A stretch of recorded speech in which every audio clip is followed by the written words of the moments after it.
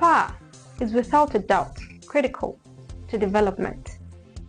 In Nigeria, the electricity sector generates, transmits, and distributes megawatts of power that fall significantly short of meeting basic household and industrial needs.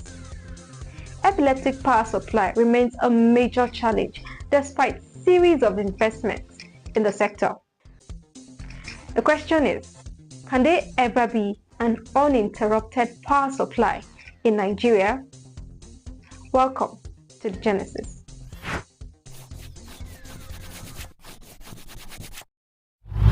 The history of electricity development in Nigeria dates back to the late 19th century.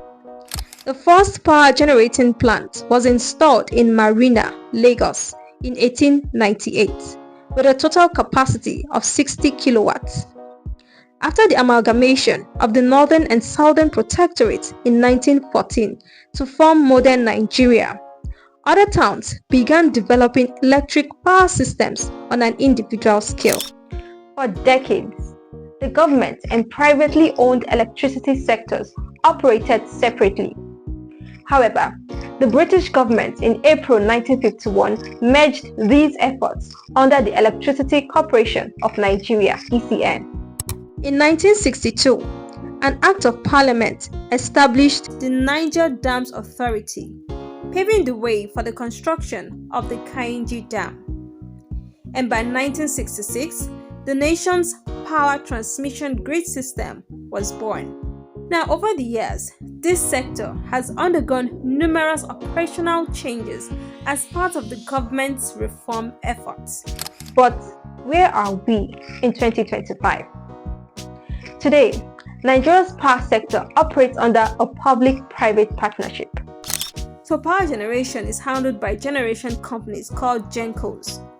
Then the Transmission Company of Nigeria, TCN, links power generation to distribution, while the distribution companies called DISCOs deliver electricity to end users. Among these players, only the Transmission Company of Nigeria is fully owned by the government. The Nigerian Electricity Regulatory Commission (NERC) oversees and regulates their activities. Now, each of these segments faces significant challenges. Inadequate gas supply for power generation, frequent grid collapses, vandalism of transmission lines, overestimated billings by DISCOs, inadequate metering systems, and rampant power theft are some of these challenges, making experts liken attempts to solve these issues to beating a dead horse. All these things, grid collapse, whether estimated billing, overbilling, underbilling, are all symptoms of a major problem that we must investigate, diagnose, and then find solution to. And I have been doing that research, and I've come to find out that the problem in the Nigerian power sector and also in other sectors is akin to the dead horse theory. Now, what is the dead horse theory?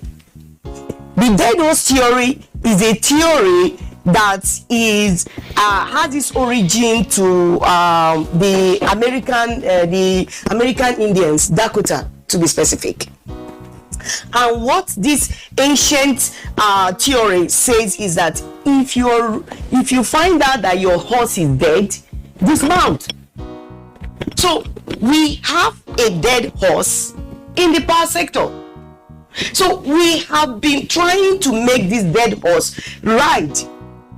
And in doing that, instead of coming to the realization that the horse is dead, we have got new horses, dead, all dead.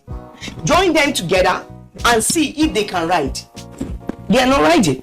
The national grid system, unfortunately, cannot work and will not work. And sadly, that's where all of these investments have been going into to stabilize a national grid system that is not feasible as in the country we are in. I think grid plays a key role in all of this, because you'd find out that certain stakeholders, due to grid investments, the right investments are not made, and then it affects the entire network. But what has changed? The 2023 Electricity Act has introduced notable reforms, including allowing states to regulate their own electricity markets. Now, many states have already taken up this challenge. The Act also prioritizes renewable energy and aims to provide affordable power to rural areas. Yet, stakeholders argue that more needs to be done to deliver meaningful progress. We must use technology to prevent all the public assets, especially the transmission towers. Let's have a surveillance that can cover more than 5 kilometers or 4 kilometers. They can monitor it when the vandals are about to attack the power towers, the towers. The security agencies will actually see what is going on, and they will take action immediately. But if you want that sophisticated kind of surveillance that requires either drones or requires space technology, it's possible, but it mustn't be done by TCN. If we already have an agency of government that has that responsibility, how do you extend a handshake to that agency of government so that the services being rendered to us as Nigerians can be extended to this very critical national infrastructure? And that is the role that the National Assembly should play. Transition electricity market entails that we'll do more of off-grid. The federal government should de-escalate investment that everybody is trying to take money from the market operators, embed and what have you. Off-grid is the way to go because it will endear competition. For now, the supply of power remains inversely proportional to demand, a situation that continues to hinder economic prosperity. Still, many Nigerians hold out hope for a brighter future, one where the light at the end of the tunnel finally becomes a reality. Thank you for watching The Genesis. See you next time.